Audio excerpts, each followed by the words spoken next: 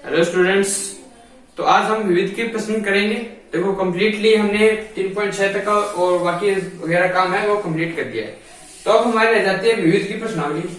तो उसे हम जल्दी से स्टार्ट कर लेते हैं। देखो पहला क्वेश्चन देखो, इसमें आपको एक द्विघात समीकरण दी गई है। इसका एक मूल दूसरे मूल का क्या है, व्युत्क्रम है। कहने का मतलब है कि पहला प्रश्न लिख देता हूं पहले। f(x) हमारी समीकरण दी गई है 5x² plus 13x plus k। यहां से देखो जो इसके शून्यक है उस शून्यक दो होंगे। x² है तो शून्यक दो होंगे। एक मान लिया अल्फा, दूसरा मान लिया बीटा।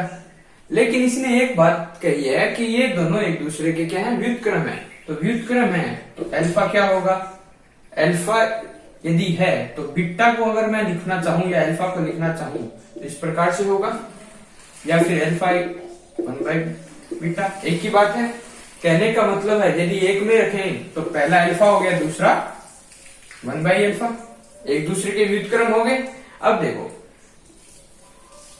हमने अल्फा प्लस बीटा, देखो दो मूलों का योग क्या था, मूलों का योग याद करो, मूलों का योग क्या पढ़ा था, c बाई माइनस का b बाई a, और गुणा क्या पढ़ा था, गुणा करते हैं तो c बाई a, ये पढ़ा था। तो यहां से देखो गुणा करूंगा तो अल्फा गुणा 1/अल्फा, गुणा किया कितना आएगा c का मान देखो, यहां से k का मान निकालना है, मतलब c चाहिएगा, b हमें आवश्यकता नहीं है क्योंकि हमें निकालना क्या है, k निकालना है। तो इसलिए हमने ये वाला सूत्र काम में लिया, ये समझ हमने काम में लिया। तो c का मान k, यहां से c का मान k, a का मान यहां से देखो 5, तो यहां से आ गया 5। तो ये देखो 1 हो गया तो 1 बराबर k बटे 5, यहां से k की वैल्यू कितनी आ गई 5। निकाल लोगे आराम से, हो जाएगा। इस प्रकार से प्रश्न है छोटे छोटे, बहुत ही सिंपल से। देखो दूसरे में क्या गए, शून्यक निकालने हैं। तो क्वेश्चन नंबर 2 में द्विघात समीकरण दे रखी है, x का स्क्वायर है, माइनस का x है तो माइनस के 6 है। तो इसके शून्यक निकालने, सिंपल सी बात है, गुणनखंड विधि के द्वारा निकाल लेते हैं। x का स्क्वायर कर दो, माइनस 3x कर दो, प्लस का 2x कर दो, माइनस 6 कर दो। यहाँ से x minus 3 plus 2 x minus 3, देखो बताया हुआ है गुणनखंड विधि, आराम से हो जाएगा। माइनस यहाँ से प्लस, देखो माइनस का 6 चाहिए था तो इसलिए माइनस का बड़ा कर दिया मैंने, माइनस 3 प्लस 2 कॉमन लिया गया, इन दोनों में से x कॉमन आ गया, इसमें से 2 कॉमन आ गया, इन दोनों में से क्या आ जाएगा x माइनस 3, यहाँ रह जाएगा x प्लस 2। ठीक है। अब देखो शून्य निकालने हैं तो बराबर 0 करते हैं अपन। ठीक है, तो यहाँ से या तो ये 0 होगा, x माइनस 3 बराबर 0, या फिर कौन सा हो जाएगा x प्लस 2 बराबर 0। तो यहाँ से आ जाएगा x का मान 3 और यहाँ से हमारा x का मान आ जाएगा माइनस का 2। तो ये आ गए शून्य, हो जाएगा आराम से। देखो 3 नंबर में देखो बहुपद दिया गया है, 1 शून्य 3 है तो k का मान निकालो। देखो पहले मैं समीकरण लिखता हूं, 3f(x) बराबर क्या है वो देखो। सबसे पहले तो 2x स्क्वायर प्लस का x है प्लस का k है। तो एक बात बताओ मुझे, इसका एक शून्य किसने कहा है, 3 है। शून्य का मतलब 3, तो मैं x बराबर 3 लिख सकता हूं, ये बात है। तो कोई भी यदि इसका एक शून्यक होगा, कोई भी संख्या द्विघात समीकरण का शून्यक होगा तो उसका मान, यदि मैं x का मान यहाँ पर रखूंगा तो उसका मान 0 आएगा नहीं आएगा, ये बात होती है। शून्य वही तो होता है कि समीकरण में मान रखो और उसका मान क्या बना दे, वो शून्य बना दे। तो यहाँ से यदि मैं इस समीकरण में 3 का मान रखूंगा तो आना क्या चाहिए, शून्य आना चाहिए। तो यहाँ से देखो x बराबर 3 रखने पर 3, यहाँ से देखो 2x की जगह 3 रखा, स्क्वायर 3 प्लस k, यहाँ से देखो 3 का स्क्वायर करेंगे 9 को 2 से 18 प्लस 3 प्लस k, तो यहाँ से 21 प्लस k आ गया। देखो हमें चाहिए यहाँ से k का मान, तो k का मान निकालना है। इसका मतलब क्या है, शून्य यदि मैं इसमें रखूंगा तो यदि यह शून्य होगा तो f3 बराबर क्या होगा, 0 होगा या नहीं होगा, 0 होगा, क्योंकि शून्य क्या है, शून्य है तो इस समीकरण को क्या बनाएगा, 0 बनाएगा। तो इसलिए इस 3 का मान यहां रखूंगा तो उत्तर कितना आना चाहिए, 0। तो यहां से देखो f 3 बराबर क्या आना चाहिए 0। तो यहाँ से 21 प्लस के बराबर क्या आएगा 0, और यहाँ से के का मान कितना आ जाएगा -21। सिंपल सी बात हो जाएगा। बस आपको ये अगर पता है कि शून्य क्या है, क्या होता है, उसका मीन क्या है, तब तो ये हो जाएगा, अन्यथा नहीं होगा। क्यों? क्योंकि देखो यहाँ से 3 का मान क्यों रख रहे हैं, क्योंकि ये इसे 0 बना देगा शून्य होने के कारण। अब चलो आगे चलते हैं।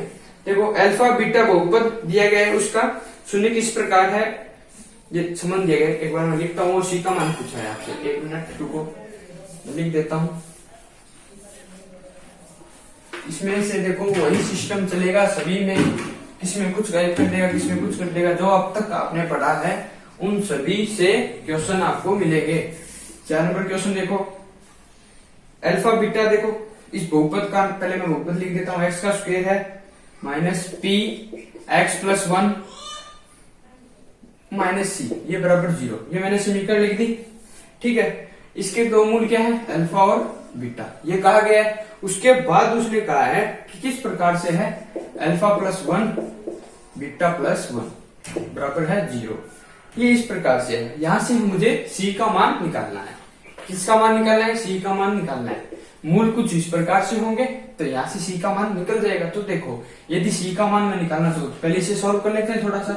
अल्फा प्लस बीटा, यहाँ से 1 बराबर 0 गुणा किया है मैंने। देखो अल्फा प्लस बीटा, यहाँ से प्लस बीटा प्लस अल्फा, और यहाँ से 1 का 1 आ गया, ठीक है। अब देखो दोनों का गुणा है, दोनों का योग है, तो मुझे संबंध पता है मूलों का और उसके जो गुणांक होते हैं एक्स स्क्वायर के और किसके एक्स के, जो गुणांक उनके बीच में मुझे संबंध पता है। तो अल्फा प्लस बीटा क्या होगा, अल्फा प्लस बीटा क्या होता है, दोनों मूलों का योग क्या होता है, -b/a होता है या नहीं होता, -b/a होता है या नहीं होता। तो यहां से देखो माइनस का b, माइनस हो गया, b का मान देखो यहाँ से। तो यहां से अगर आप देखोगे यहाँ से x + 1 है, तो पहले इसे सोल्व करोगे। तो मैं इसे इस प्रकार लिख रहा हूं, देखो x का स्क्वायर है, देखो x का स्क्वायर सीधा लिखा है -px, माइनस का px, यहां से -p आएगा -p, और यहां से -c बराबर 0। अब देखो लिख दिया। अब मुझे चाहिए x का गुणांक। x का गुणांक क्या है, यहाँ से देखो माइनस का p है या नहीं है, -p बटे में a क्या होता है, x स्क्वायर का 1। तो यहां से अल्फा प्लस बीटा कितना आ गया p। अब मुझे चाहिए अल्फा गुणा बीटा। अल्फा गुणा बीटा क्या होता है, c/a। c कितना है हमारा, -p - c, माइनस का p माइनस का c बेटे क्या चाहिए a का मान कितना है, देखो 1, यहाँ से आ गया 1। तो अल्फा गुणा बीटा, अल्फा प्लस बीटा आ गया, यहाँ से मान रख दो उत्तर आ जाएगा। यहाँ से देखो इसका मान रखूंगा, देखो अल्फा प्लस बीटा, इस समीकरण में मान रखा हूं, देखो 1 से मान रखने पर देखो इसमें रखूंगा अल्फा गुणा बीटा रख रहा हूं, कितना आएगा -p - c प्लस दोनों का अल्फा प्लस बीटा क्या है p प्लस p रख दिया। अब प्लस का 1 है, तो यहाँ से +1 बराबर 0। तो देखो माइनस का p है प्लस का p है, -c + p + 1 बराबर 0। ये है माइनस का p है प्लस का p है, ये कैंसिल हो गया, तो -c + 1 बराबर 0 ये रह गया। तो c बराबर क्या आ गया, 1 आ गया। हो जाएगा, कोई दिक्कत नहीं आएगी। बस आपको ये पता होना चाहिए मुझे ज्ञात क्या करना है और दिया क्या है। यदि आपको ये दोनों चीजें पता है तो आप आसानी से कर पाओगे। तो इसमें ये मैटर दिया गया है आपको, तो यहाँ से अल्फा गुणा बीटा जो इस समीकरण से आप आसानी से निकाल पाओगे, और अल्फा प्लस बीटा भी निकाल पाओगे, +1 है तो कोई दिक्कत नहीं है, ठीक है। तो आगे चलते हैं, हमारा क्वेश्चन नंबर आता है 5। उसमें दी गई समीकरण दी गई रखी है और मूलों को क्या है, समान दिया गया। कंडीशन क्या है, मूल समान है। तो यहां से देखो x² -kx + 4 बराबर 0 ये है। तो याद करो मूल कब समान होते हैं, हमें यहां से k का वैल्यू चाहिए और इसने कहा है कि आपके जो मूल हैं वो क्या है, एक समान है। तो देखो आपने d पढ़ा था विपरीत मूलों की प्रकृति में, उसने क्या कहा था, यदि d का मान 0 हो जाएगा, d का मान क्या हो जाएगा, 0 हो जाएगा, तो आपके जो मूल आएंगे वो वास्तविक होने के साथ साथ क्या होंगे, बराबर होंगे। तो यहाँ से डी का मान यदि मैं 0 रख लेता हूं तो मूल बराबर हो जाएंगे। कहने का मतलब है कि मूल यदि बराबर है, मूल क्या है, बराबर है, ये बात दी गई है। तो यहाँ से यदि मूल बराबर है इसका मतलब क्या है, डी बराबर 0 है, यही तो दिया गया है। तो अब डी का मान रख दो और यहाँ से के का मान आ जाएगा। डी की वैल्यू क्या होती है, डी की वैल्यू क्या बताई थी, बी स्क्वायर माइनस 4ac।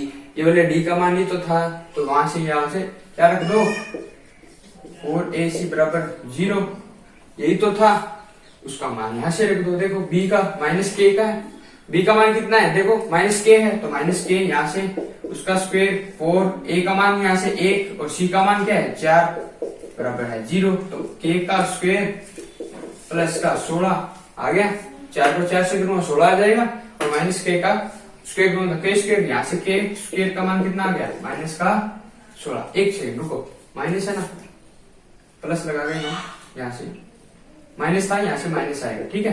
तो के स्क्वायर माइनस 16, अब यहाँ से के स्क्वायर की वैल्यू चाहिए तो प्लस का 16 जाएगा, उधर माइनस है तो वहां से प्लस, तो यहाँ से के की वैल्यू कितनी आ जाएगी, प्लस माइनस रूट 16, और रूट 16 की वैल्यू 4, तो यहाँ से के का मान कितना आ गया प्लस माइनस 4। प्लस रखोगे 4 तब भी आएगा, माइनस रखोगे 4 तब भी, ये दोनों मान यहाँ से अवेलेबल होंगे, ठीक है, हो जाएगा। अब चलते हैं आगे वाले क्वेश्चन पे। 6 नंबर क्वेश्चन में कहा गया है x बराबर 1 है, दो हमें द्विघात समीकरण दे रखी है, दोनों का एक मूल, मतलब दोनों का जो दो मूल होंगे उसमें से एक मूल दोनों समीकरणों का उभयनिष्ठ है, ये कहा गया है, और a व b का मान ज्ञात कीजिए। चलो देखते हैं, दोनों समीकरण लिख देता हूं सबसे पहले तो मैं,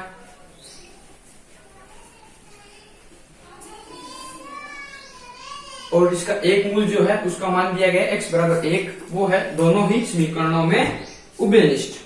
तो देखो 6 नंबर में क्या कहा गया है, a x स्क्वायर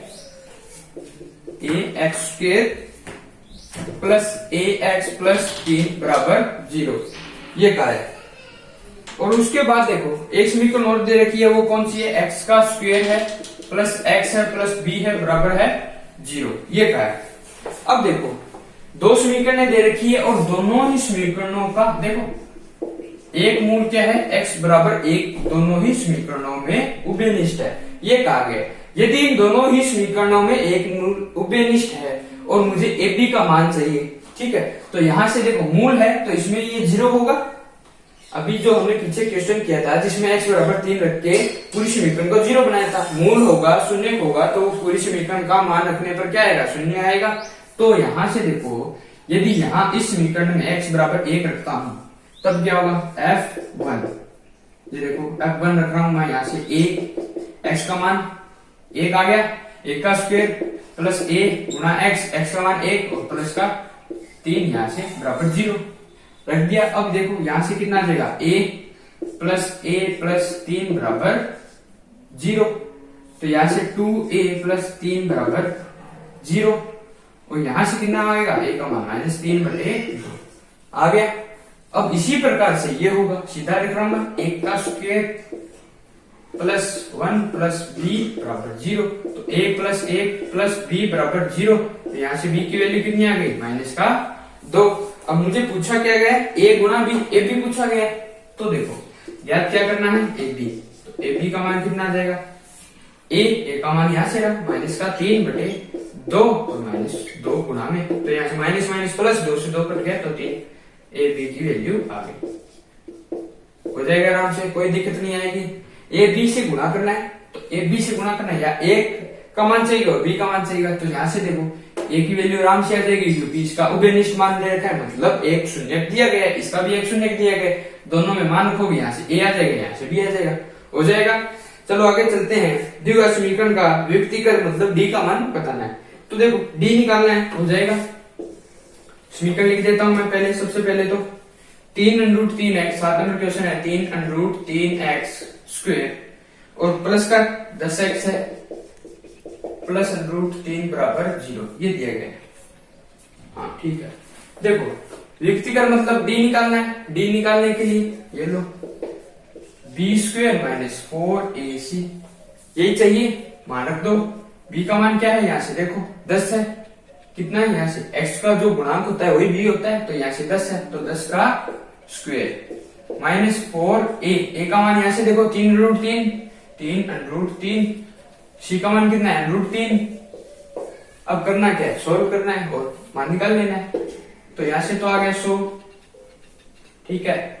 माइनस, अब देखो इसका गुणा कर रहा हूं तो देखो सबसे पहले तो √3 को √3 से कर लेते हैं। तो यहां से √3 को √3 से करेंगे तो कितना आएगा 3।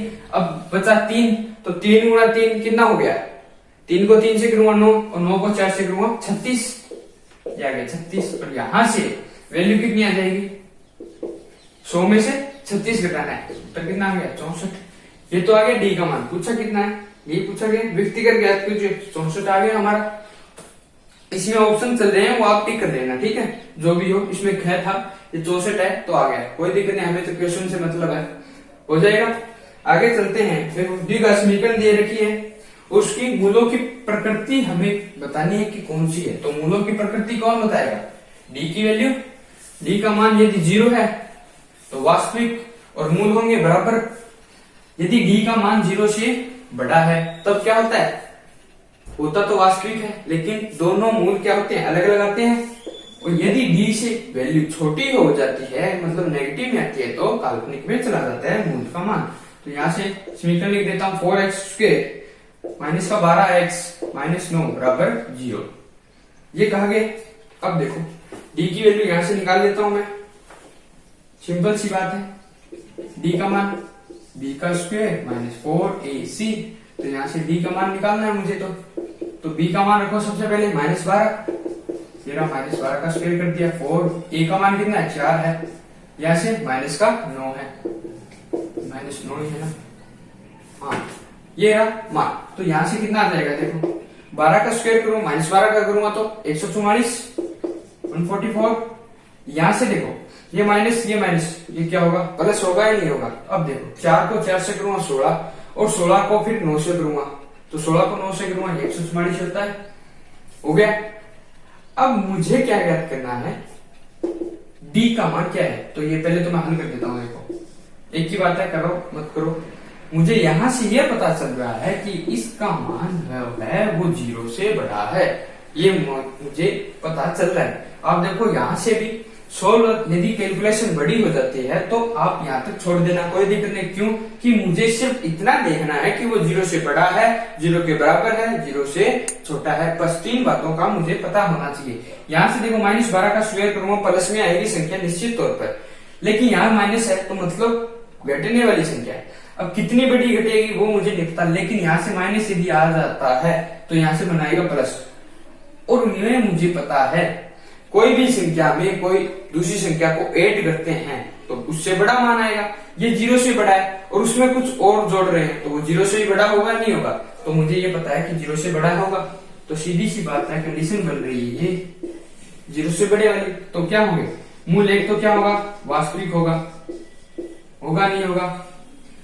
एक तो मूल मतलब पहली बात मूल क्या होंगे, दोनों की दोनों वास्तविक होंगे। दूसरी बात 0 से बड़ा है तो अलग अलग होंगे, ठीक है, अलग अलग होंगे।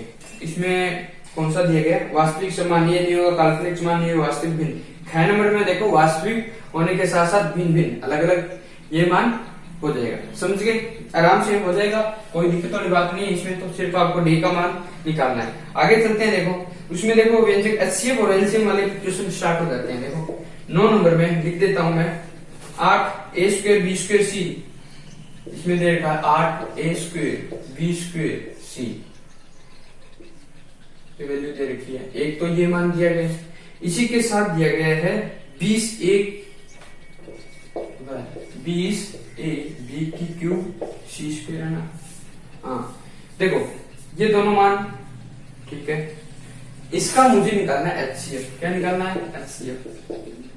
तो सिंपल सी आपको एक बात कही थी, सबसे पहले तो आप 8 और 20 में से क्या निकालोगे, HCF निकालोगे। ये बात कहा था, या तो इस प्रकार से निकाल लोगे गुणनखंड करते हुए, ठीक है, या यदि आपको 8 और 20 का सीधा ही पता चल रहा है तो आप सीधा लिख दो। 4 निकल रहा है यहाँ से, तो HCF का मान यहाँ से तो आ गया 4, ठीक है, एक तो आ गया 4। अब मुझे रह जाती है बात ए बी सी, यहाँ से जो आगे की संख्या दी है, ए है तो ए, बी है तो बी, सी है जो भी दिया गया है वो बात रह जाती है। तो मैंने कहा था पहले ए पे बात करते हैं। तो ए के लिए देखो सबसे जो बड़ी घात है वो तो आती है एलसीएम के लिए। एचसीएफ निकालना है तो दोनों में से जो निम्नतम घात है वो यहाँ लगा दो। तो यहाँ से ए स्क्वायर है, यहाँ से क्या है ए, तो यहाँ से कितना रहेगा ए आएगा। अब देखो बी स्क्वायर यहाँ से है बी की क्यूब, तो क्या आएगा छोटी घात वाला कौन सा है बी स्क्वायर है, तो यहाँ से बी का स्क्वायर। अब सी और यहाँ से सी स्क्वायर, तो यहाँ से कितना आ जाएगा सी। ये लो एचसीएफ निकल गया।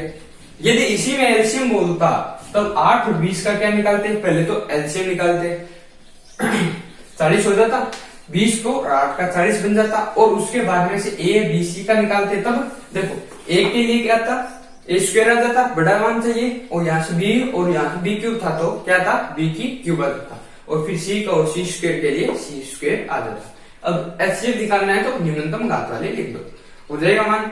अब इसमें देखो हमें निकालना है 10 नंबर। 10 नंबर में देखो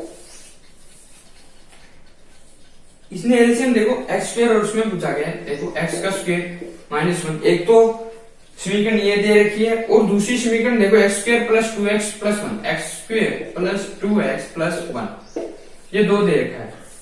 एलसीएम मुझे पूछा गया है, तो सबसे पहले मैंने क्या कहा था, यदि इस प्रकार से आपका क्वेश्चन बनता है तो आप क्या करोगे, गुणा के फॉर्म में लिखोगे, गुणनखंड का जो बनाएंगे और उसे क्या लिखेंगे गुणा के रूप में लिखेंगे सबसे पहले तो, और उसके बाद हम एलसीएम निकालना है तो कॉमन लिखेंगे और शेष रह गए वो और निकाल देंगे, ये कहा था। तो सबसे पहले इसे सॉल्व करो, इसको इस प्रकार से लिख सकता हूं मैं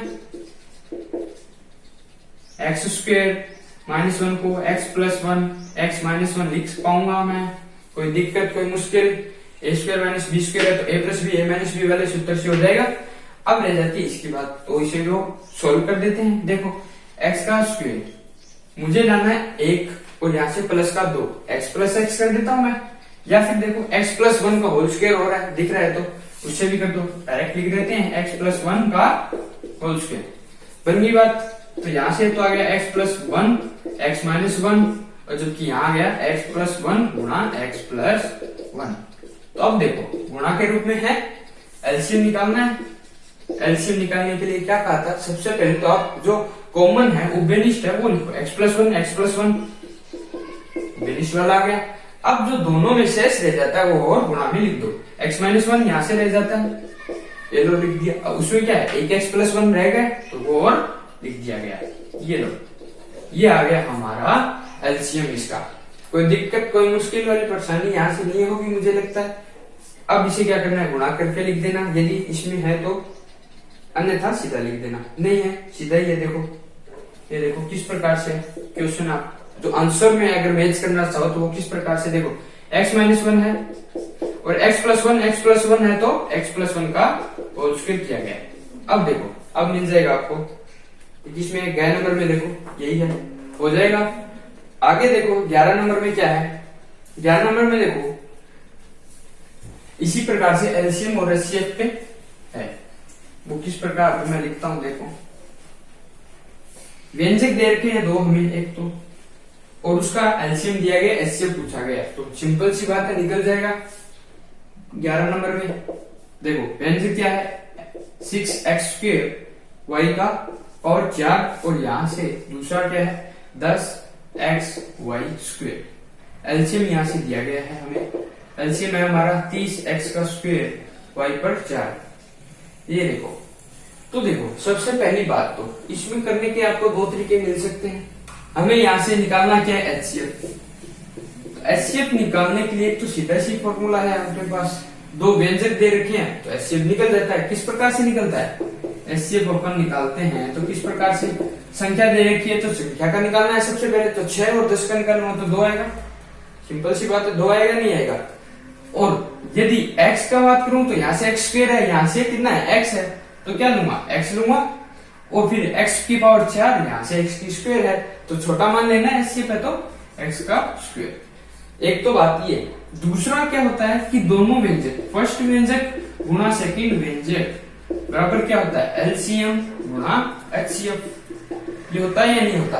अब मुझे एलसीएम दिया गया है तो इस फॉर्मूले से भी निकाल सकता हूँ। यहाँ से क्या आएगा, एचसीएफ निकालना चाहूंगा तो क्या आएगा, एक तो फर्स्ट गुणा सेकंड बटे में एलसीएम, ये होगा। तो फर्स्ट क्या है हमारा 6x का स्क्वायर y पर 4 गुणा सेकंड क्या है 10x की x और y की स्क्वायर। यहाँ से एलसीएम का मान रख देता हूं मैं 30x का स्क्वायर और y पर 4, ये होगा। यहाँ से देखो x का स्क्वायर है, x स्क्वायर कैंसिल, y की पावर 4 y की पावर 4 कैंसिल हो गया। अब देखो 6 को 10 से गुणा करूंगा 60 आएगा, 60 में 30 का भाग लगाऊंगा कितना आएगा 2, यहाँ से 2 आ गया और x यहाँ से और y स्क्वायर यहाँ से, तो आ गया नहीं आ गया वही मान 2xy स्क्वायर। दोनों तरीकों से कर सकते हो। यदि एलसीएम दिया गया तो एलसीएम का यूज कर लेना, इस तरीके से आप सॉल्व कर लेना। हो गया। अब चलते हैं आगे वाले क्वेश्चन पे। 12 नंबर क्वेश्चन क्या कह रहा है, द्विघात समीकरण दे रखी है, ये वाली है जो मूल रूप से द्विघात समीकरण होती है वही यहाँ से दी गई है। मूल रूप तो यही होता है ax square plus Y bx plus C, ये वाला। 12 नंबर क्वेश्चन में अब पूछा क्या गया है, मूलों को जो ज्ञात करने का श्रीधराचार्य सूत्र होता है वो भी ज्ञात करो। तो आपको पता है श्रीधराचार्य सूत्र कौन सा होता है, उस वो लिखना क्या होता है x माइनस का b होता है प्लस माइनस b का स्क्वायर माइनस 4ac और इसका क्या होता है रूट बटे में 2a। बस ये लो श्रीधराचार्य सूत्र पूछा है, हो गया। इसमें कह देना a और b c है वो क्या है इस समीकरण के जो गुणांक है जो कि होंगे क्या वास्तविक संख्या से लिए गए होंगे। तो इतने बात कर दोगे कोई दिक्कत नहीं आएगी। अब चलो आगे नंबर क्वेश्चन में चलते हैं। देखो इसी प्रकार से एक द्विघात समीकरण दे रखी है, रिक्तिका का जो व्यापक रूप है वो लिख के मूलों की प्रकृति बतानी है। तो यहां से देखो आपको व्यक्तिगत डी उसके बारे में मैंने बताया था और उसके बारे में जो मूलों की प्रकृति किस प्रकार से ज्ञात की जाती है वो भी बताया था। तो देखो 13 नंबर क्वेश्चन में पहले मैं समीकरण लिख देता हूं, a x का स्क्वायर प्लस b, यहां से एक मिनट, यहां से आप करेक्शन कर लेना। यहां से देखो b y दे रखा है, b y प्लस c दे रखा है, तो ध्यान रखना यहां से मान चल रहा है x स्क्वायर में, 13 नंबर में है ना x स्क्वायर में चल रहा है, जबकि यहाँ है b y, तो ये b y नहीं है x होगा, ध्यान रखना। ये आप क्या कर लेना x कर लेना अपनी किताब में, y नहीं है, वो सिर्फ आपका एक ही चर चलता है x, y नहीं है वहां, ध्यान रखना। अब देखो इसने कहा है व्यक्तिगत डी ज्ञात करते हुए जो व्यापक रूप है उसका लिखते हुए मूलों की प्रकृति बताओ। तो यहां से कर दो पहले तो डी क्या होगा वो बता दो, बी स्क्वायर माइनस 4ac ये बताना है सबसे पहले। तो ये तो डी हो गया। उसके बाद में क्या कहा गया है, पहली कंडीशन क्या होती है, डी बराबर यदि 0 आ जाए, ये मान 0 आ जाए, इसका मतलब क्या है बी स्क्वायर माइनस 4ac बराबर क्या हो 0, ये वैल्यू 0 आ जाए, तब क्या करना है। इसी के साथ ये और ध्यान रखना यदि ये 0 है तो बी स्क्वायर बराबर 4ac भी हो सकता है, ये भी लिख देना है, ध्यान में रखना जो भी है। एक तो बात ये भी होती है इसके साथ ही, ठीक है। उसके बाद देखो ये यदि कंडीशन होती है तो क्या आता है, मूल क्या होंगे, सबसे पहले तो मूल क्या होंगे वास्तविक होते हैं और उसी के साथ क्या होते हैं मूल 0, डी हमारा बराबर 0 तो वास्तविक मूल होंगे और उसी के साथ क्या होंगे समान होंगे, कहने का मतलब है बराबर बराबर होंगे। तो समान मूल होंगे और बराबर बराबर मूल होंगे, और कौन से होंगे वो देख लो, क्योंकि यहां से x का मान क्या होता है माइनस का b plus minus B square minus 4ac ये होता है बटे में 2a होता है। अब ये देखो इसने कहा है डी 0 करना है, तो ये तो गया डी गया, ये 0 गया। अब क्या रह गया x का मान माइनस का b 2a। देखो यहाँ से मूल का मान यदि आप निकालोगे तो एक आएगा और दूसरा मूल भी उसी के समान होगा बराबर होगा, तो ये तो मूल आ गया। अब चलते हैं सेकंड नंबर दूसरी कंडीशन में। दूसरी कंडीशन क्या कहती है, डी का मान क्या होना चाहिए 0 से बड़ा होना चाहिए। 0 से बड़ा होगा कहने का मतलब है बी स्क्वायर माइनस 4ac क्या होना चाहिए 0 से बड़ा होना चाहिए। यदि ये कंडीशन बनती है तो मूल क्या बताए थे आपको वास्तविक होंगे,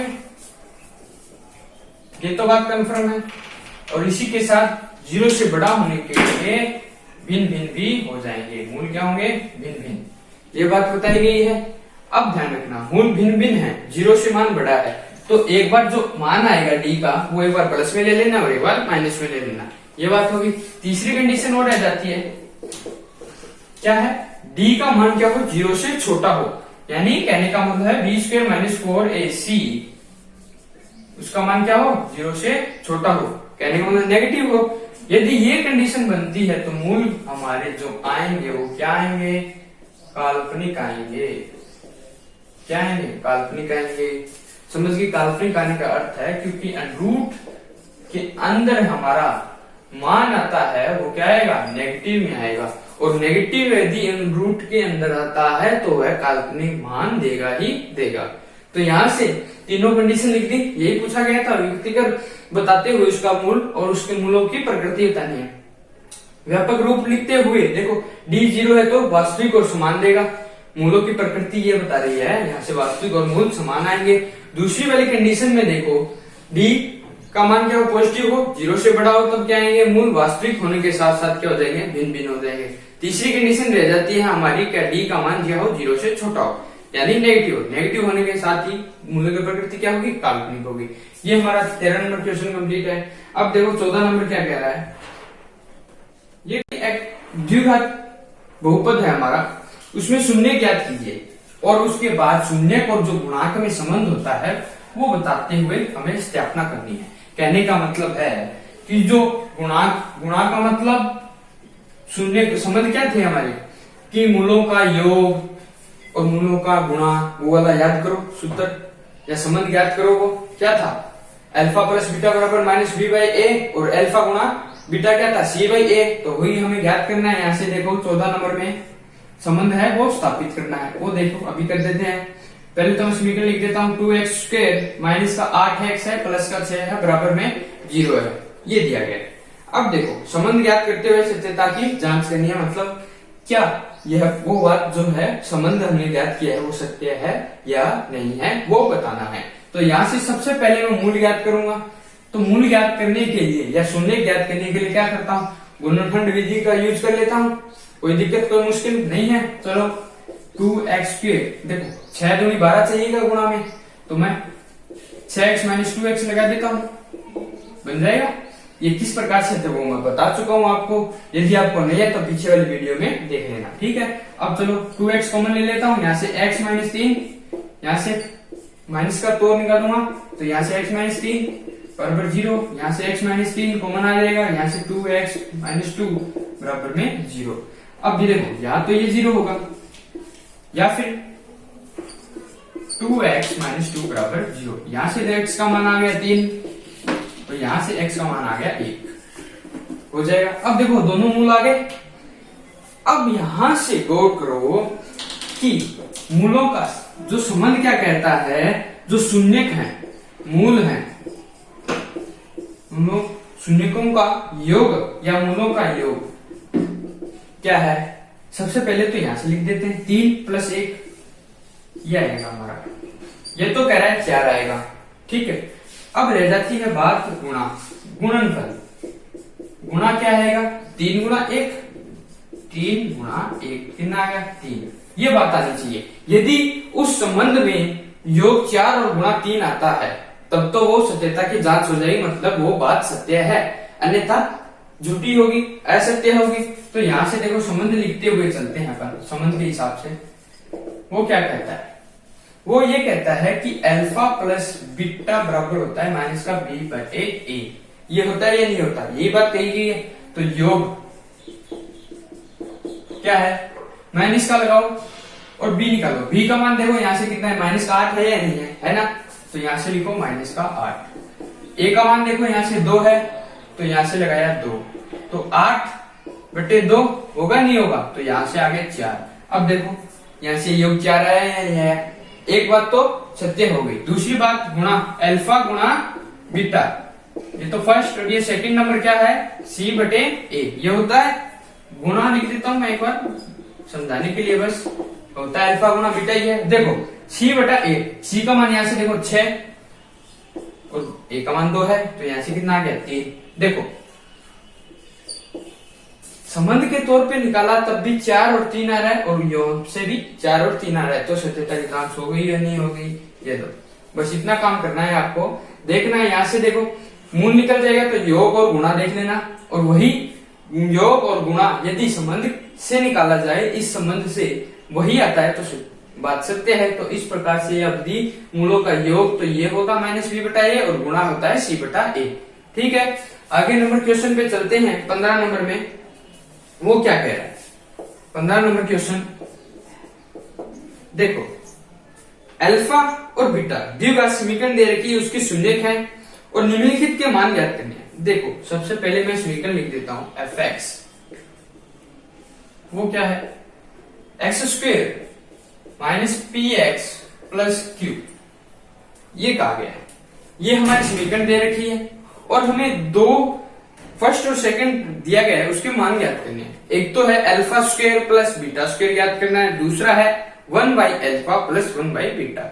तो यहां से सबसे पहले देखो निकालना क्या है वो देख लो।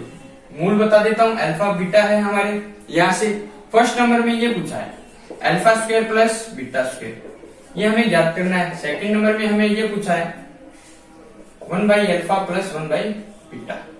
तो यहां से यदि आप ध्यान से देखोगे तो आपको यहां से हिंट नजर आएगी। वो किस प्रकार से? α² + β² यहां से नजर आ रहा है। ठीक है, तो क्या होता है α² + β²? यहां से देखो, a + b क्या होता है? a² + b² प्लस का 2ab होता है या नहीं होता? तो यहां से ये वाला मान पूछा है और ये ज्ञात कर। देखो इस वाले से इसको देखो, यदि मैं ये निकालना चाहूं, कहने का मतलब a + b² निकालना चाहूं तो क्या करूंगा? a + b का होल स्क्वायर -2ab कर देता हूं। तो इसी प्रकार से α² + β² यदि मुझे निकालना है तो क्या करूंगा मैं? यहां से देखो अल्फा + बीटा उसका होल स्क्वायर -2α × बीटा, ये कर सकता हूं मैं। देखो उस उत्तर से निकाल पाऊंगा मैं आराम से, हो जाएगा। और मुझे अल्फा + बीटा और α × बीटा पता होगा। वो किस प्रकार से? क्योंकि मुझे ये संबंध पता है और द्विघात समीकरण दी गई है, तो यहां से निकल जाएगा। तो देखो अब हम निकाल लेते हैं। देखो याद कर लेते हैं, क्या याद कर लेते हैं? मूलों का योग। मूलों का योग, मूलों का योग क्या होगा? -b/a। तो माइनस का b, देखो माइनस लगा देता हूं। b का मान देखो यहाँ से -p है, तो यहाँ से -p/a। a का मान कितना है? 1 है, तो यहाँ से 1, ये तो आ गया p। कहने का मतलब है अल्फा + बीटा का मान तो आ गया p। ये लो आ गया। अब रह जाती है बात गुणा की। सीधा लिख रहा हूं अल्फा × बीटा। ये क्या आएगा? c/a, c का मान है q बटा a का मान है 1, सीधा लिख दूं q। समझ में आ गई बात? c/a, c का मान q है, a का मान 1 है, तो q/1 यानी q आ गया। अल्फा + बीटा आ गया, अल्फा × बीटा आ गया, तो हमें ये निकालना है तो ज्ञात कर दो बस। अब देखो फर्स्ट नंबर क्वेश्चन निकाल देता हूं मैं। α² + β², ये निकाल रहा हूं, गौर से ध्यान रखना। अल्फा + बीटा का होल स्क्वायर लिख रहा हूं, तो यहाँ से p का स्क्वायर, यहाँ से मान रख रहा हूं, बस देख लो p का स्क्वायर हो गया -2a × b, मतलब अल्फा बीटा का मान क्या है? q। ये लो, तो ये तो आ गया p² -2q। ये तो आ गया फर्स्ट का क्वेश्चन नंबर। ये आ गया आंसर नंबर सेकंड। वो क्या पूछ रहा है? 1/α। यहाँ से देखो a/α + a/β, ये पूछ रहा है। पहले तो इसे सोल्व करो, क्योंकि अल्फा अलग है बीटा अलग है, दोनों को साथ में लेके आओ। एलसीएम लेंगे, क्या आएगा? वो यहाँ बता देता हूँ, नीचे फिर दिखेगा नहीं। देखो ध्यान दो, सेकंड नंबर में देखो क्या है? 1/α + 1/β, ये हमें ज्ञात करना है। तो सबसे पहले इसे सोल्व करो, एलसीएम लो, अल्फा बीटा आएगा नहीं आएगा? और यहां से क्या आ जाएगा? बीटा, और यहाँ क्या आएगा? अल्फा। होगा नहीं होगा?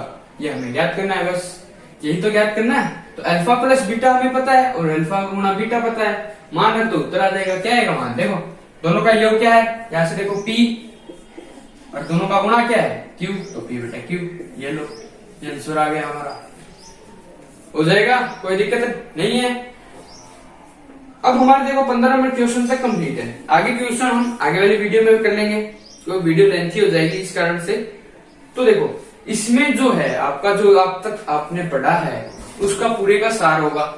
क्या क्या बात आपने पढ़ी है, द्विघात समीकरण, उसके शून्य किस प्रकार से निकाले जाते हैं, विधियां सारी है, उसकी प्रकृति वगैरह, एचसीएफ, एलसीएम, वो सभी की सभी इस प्रश्नावली में अपने आ जाएगी।